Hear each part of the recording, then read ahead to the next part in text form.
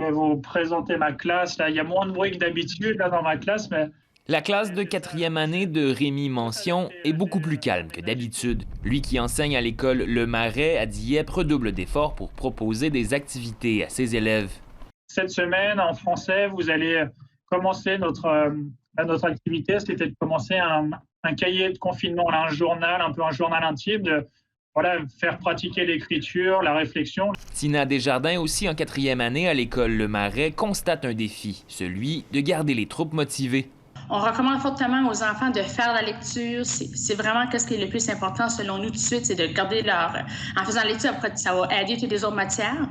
Selon eux, à cette période de l'année, la plus grande partie de la matière a déjà été donnée, ce qui pourra en rassurer plusieurs qui passeront au niveau suivant en septembre sans avoir réellement terminé l'année. Mais pour Sébastien Poirier, parent de 2 enfants à l'école Le Sommet, il manque quelque chose pour aider les parents dans cette aventure. Ça prend un peu de recherche. Il faut faire cette recherche-là pour voir où est-ce que nos enfants, qu'est-ce qu'ils ont fait pendant l'année, où est-ce qu'ils sont rendus. Au district scolaire, on rappelle que l'enseignement à la maison est encore un chantier à parfaire. On va voir de plus en plus que les enseignants vont prendre plus de place, ils vont proposer des activités, puis mieux guider aussi les parents et les élèves. Pour les professeurs, l'accompagnement des élèves par téléphone ou vidéoconférence est au centre de cet enseignement à distance, mais on est loin de l'efficacité d'une vraie classe. En salle de classe, c'est facile pour moi de m'asseoir avec mon élève avec des défis, puis travailler vraiment du 1 à 1 avec lui, puis donner des défis à mes plus forts.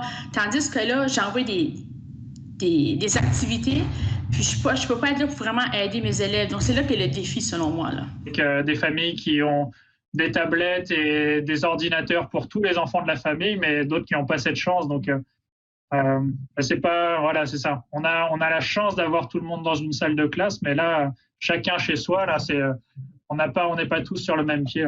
Un défi que le district scolaire francophone sud ainsi que le ministère de l'Éducation prennent au sérieux. En attendant, ils sont plusieurs à craindre que certains élèves soient tout simplement laissés pour compte. Ici Mathieu Massé, Radio-Canada, Moncton.